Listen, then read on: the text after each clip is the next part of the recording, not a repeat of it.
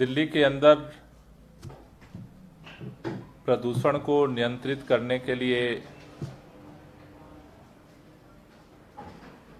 5 अक्टूबर से दिल्ली के मुख्यमंत्री अरविंद केजरीवाल जी ने युद्ध प्रदूषण के विरुद्ध अभियान शुरू किया था,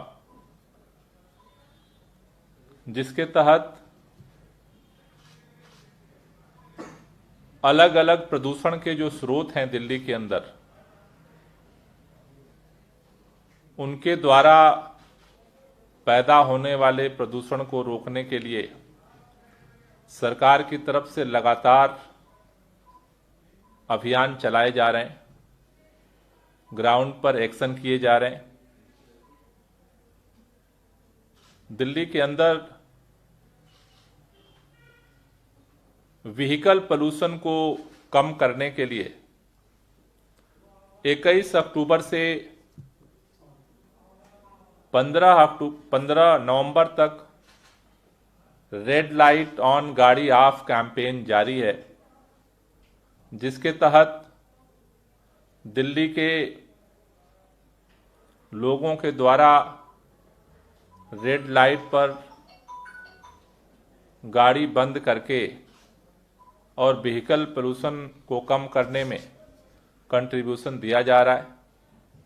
मैं दिल्ली के उन तमाम लोगों को बधाई देना चाहता हूं जिन लोगों ने अपनी जिम्मेदारी समझ के दिल्ली के अंदर से पैदा होने वाले व्हीकल पोल्यूशन को कम करने के लिए, चाहे वो कार चालक हों, बाइक चालक हों, टैक्सी चालक हों, सभी लोगों ने अपना सकारात्मक सहयोग दिया है।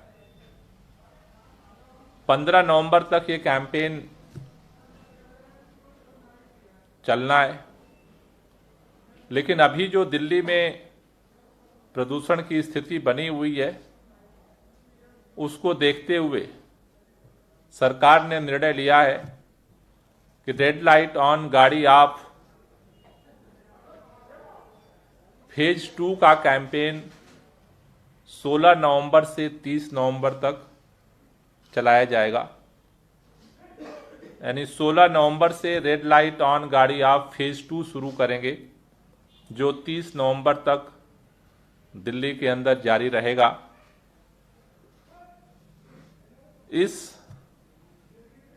कैंपेन में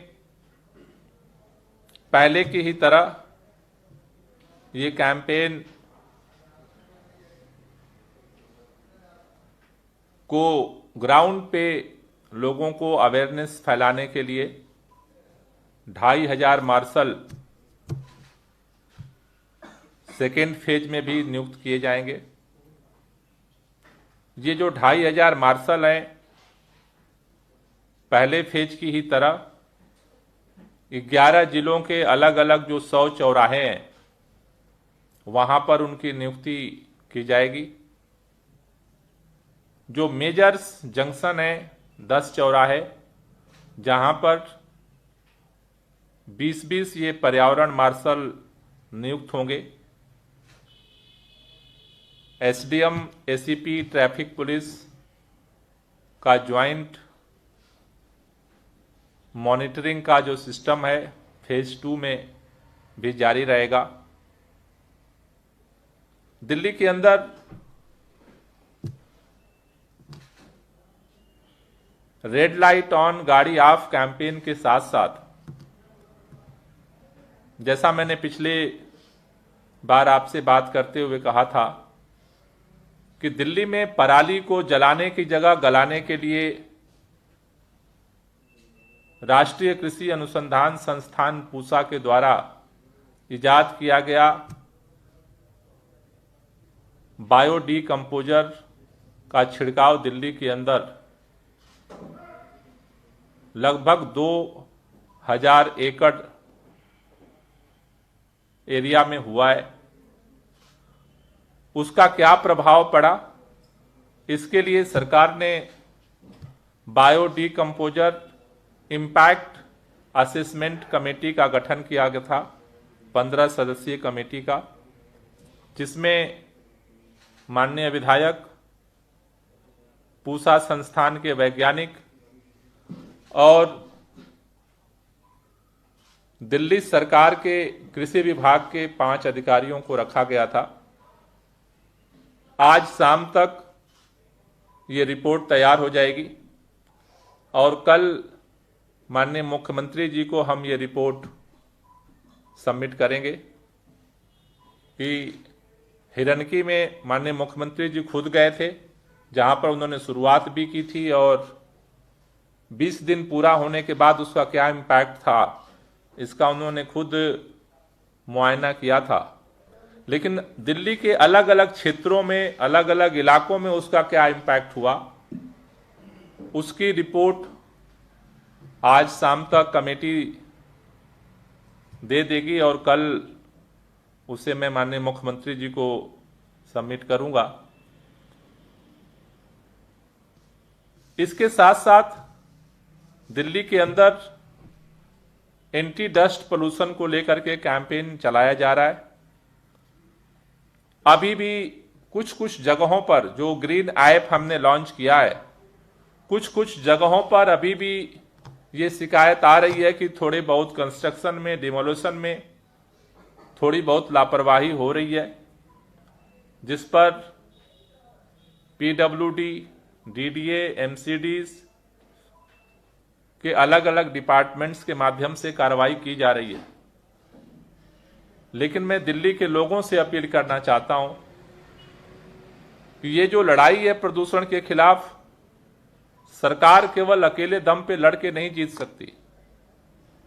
इसके लिए हम सबको अपने हिस्से का जो कंट्रीब्यूशन है वो बड़ा नहीं हो सकता है आपके नजर में कि इतने छोटे से क्या होता है। कई लोगों से हमने बात किया, बोले कि हमने अभी ये थोड़ा सा रोड़ी रखा है, इससे क्या होने वाला है, इतनी बड़ी दिल्ली है। लेकिन ये छोटे कंट्रीब्यूशन मिला करके ही बड़ा इंपैक्ट डालते हैं।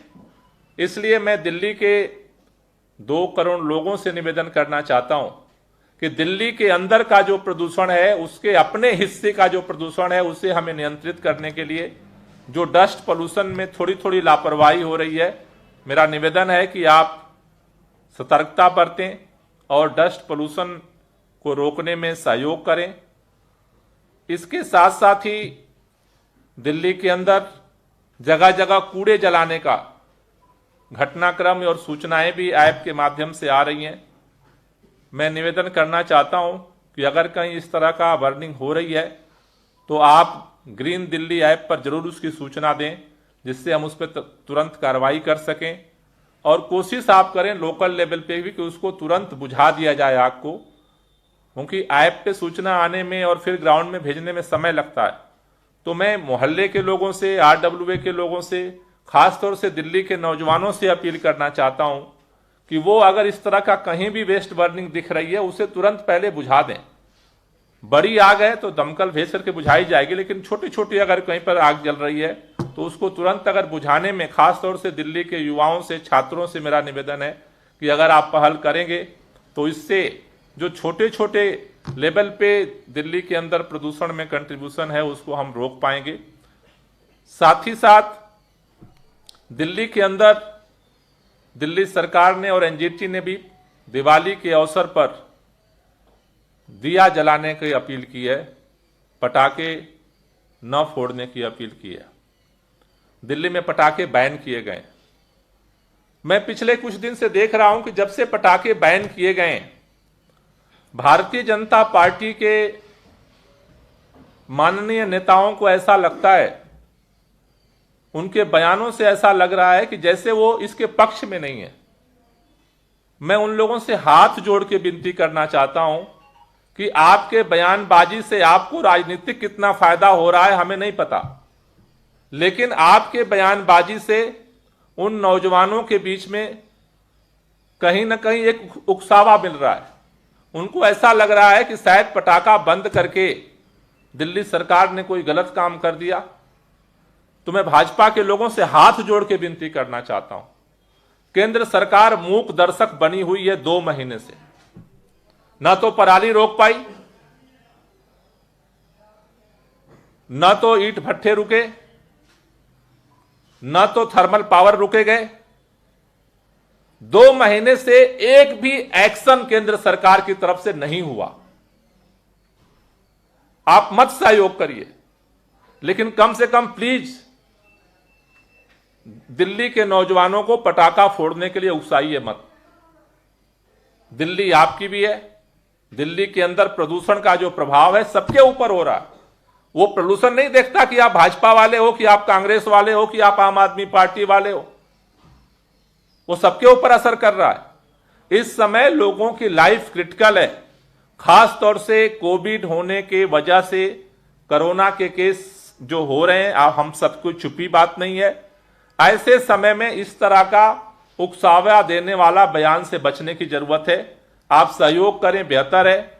नहीं अगर सहयोग करने की आपकी इच्छा है तो कम से कम शांत रहें, जिससे कि लोगों की जिंदगी को बचाया जा सके। पराली का जो धुआं आ रहा है उसमें हम कुछ नहीं कर सकते, लेकिन दिल्ली के अंदर से जो जो पोल्यूशन के स्रोत हैं, चाहे डस्ट पोल्यूशन है, चाहे बायोमास बर्निंग का पोल्यूशन है, चाहे व्हीकल पोल्यूशन है, जितने तरह के स्रोत हैं उसको हम कंट्रोल करना चाहते हैं। और पटाखों का जलना दिवाली के अवसर पे खास तौर से इतना गंभीर होता है। मुझे लगता है कि दिवाली के अवसर के जो चित्र होते हैं, हम किसी से एक छुपी बात नहीं है ये। तो ऐसे में हम चाहते हैं विपक्ष से भी कि आप सहयोग करें, सभी लोग मिल करके दिया जलाएं, दिवाली को मनाने के लिए पटाखे न जलाएं।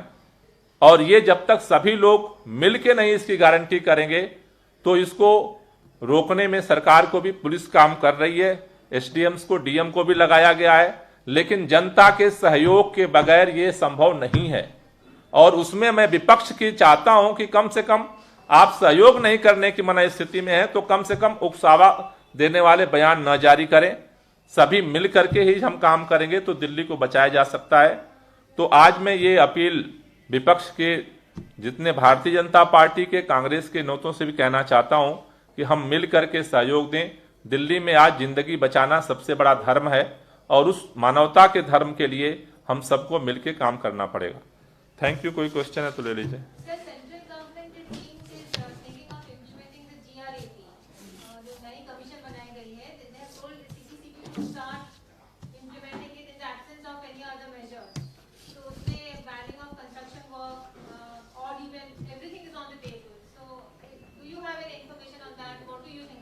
अभी हमारे पास कोई कम्युनिकेशन नहीं आया है। अगर कोई कम्युनिकेशन आता है तो उस हिसाब से हम बात करेंगे।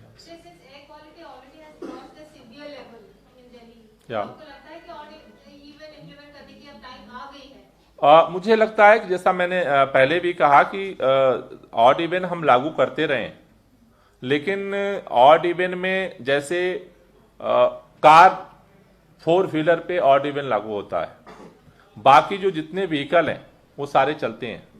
तो रेड लाइट ऑन गाड़ी आपका जो कैंपेन है वो A to Z सारी गाड़ियों पे लागू हो रहा है। तो इसीलिए उस सीवियर कंडीशन को देखते हुए सरकार ने निर्णय लिया है कि हम रेड लाइट ऑन गाड़ी आपका फेज 2 16 तारीख से शुरू करके और 30 तारीख तक चलाएंगे। लेकिन अगर कमीशन ने जो डायरेक्शन दिया है, सीपीसीबी अगर उस पर कुछ प्लान करता है, दिल्ली सरकार से बात करता है तो हम कोऑपरेट करेंगे। सर, इसका कोई डेटा या कि कितना प्रदूषण कम हुआ इस अभियान से? नहीं, अभी तो कोई डेटा नहीं आया है। अभी तो सारा कैंपेन होने के बाद फिर एनालिसिस लोग अलग अलग एजेंसियां करेंगी। वो तो ऑड इवन के समय भी तुरंत डेटा तो नहीं जनरेट हो सकता है। छठ पूजा को लेकर दिल्ली सरकार की क्या कुछ तैयारी है? वो अभी डिपार्टमेंट कंसर्न बताएगा। गोपाल जी, एक आखिरी सवाल ये है कि दिल्ली में जिस तरह से पिछले एक हफ्ते प्रदूषण देखने को मिला है, हेल्थ एडवाइजरी भी जारी होनी चाहिए। आपको लगता है कि अभी तक नहीं हुई है तो आगे आने वाले दिनों में होगी या फिर? हाँ, निश्चित रूप से। अगर मतलब देखिए, हेल्थ एडवाइजरी ऑलरेडी चूंकि लगातार, चूंकि कोविड की वजह से लगातार हो रहा है, लेकिन अगर स्पेसिफिक हेल्थ एडवाइजरी की जरूरत पड़ेगी तो जारी करेंगे। सर, ये रोड्स का PM10 का बहुत ज्यादा लेवल इंक्रीज है इस टाइम में। रोड्स की कंडीशन बहुत खराब है। क्या PWD को कोई एडवाइजरी आपकी तरफ से कोई रिलीज हुई? हमने परसों ही, मैंने परसों बताया था, परसों हमने PWD के अधिकारियों के साथ, सेक्रेटरी और सारे इंजीनियर्स के साथ हमने मीटिंग की थी और उनको डायरेक्शन दिया गया है कि इस पर जो है, जो भी अभी तत्काल संभव है उस पर एक्शन करें। परसों मैंने मीटिंग की थी। Thank you.